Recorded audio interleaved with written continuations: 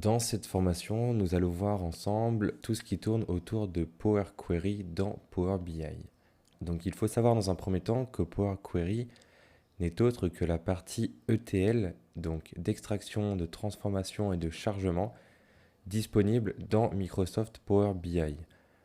Donc grâce à Power Query, on va pouvoir transformer toutes nos données grâce au langage M, donc c'est le langage Matchup, étant donné que souvent, lorsque l'on a une base de données à notre disposition, on ne peut pas l'analyser ou effectuer un tableau de bord directement à l'aide de cette base de données brute qui peut provenir de différents endroits, comme par exemple des bases de données SQL, Access, ou bien des fichiers Excel, ou même du web par exemple.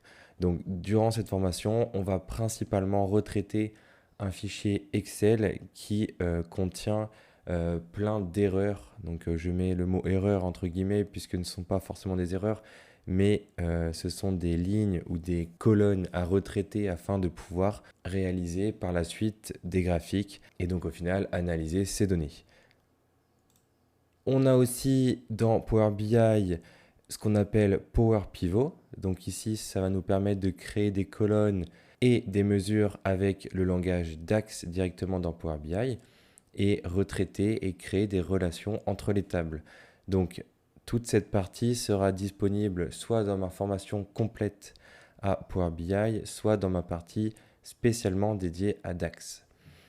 Et enfin, nous avons Power View qui concerne ici toute la visualisation des données à l'aide de graphiques, de courbes, d'histogrammes, etc.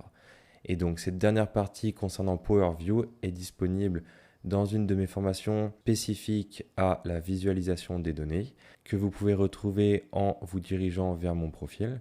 Donc si on reprend à l'aide d'un schéma, comment se passe l'analyse de données à l'aide de Power BI? Donc on part de données, donc des données Excel ou des données provenant d'une base de données diverses. Donc ça peut être, comme je vous ai dit juste avant, une base de données SQL, des données provenant du web. Ensuite, on va venir les transformer dans un premier temps avec l'éditeur Power Query. Une fois nos données transformées, on va pouvoir rajouter des colonnes, des mesures, ainsi que manipuler les relations dans nos tables à l'aide de Power Pivot. Donc ça se passe dans Power BI après l'étape de Power Query. Et enfin, on va pouvoir créer nos reporting à l'aide de Power View et donc à l'aide de tous nos graphiques disponibles dans Power BI. Et enfin, on va pouvoir publier à l'aide de Power BI Service et visualiser ces reportings, que ce soit sur notre ordinateur ou même sur une tablette ou sur un téléphone via l'application Power BI.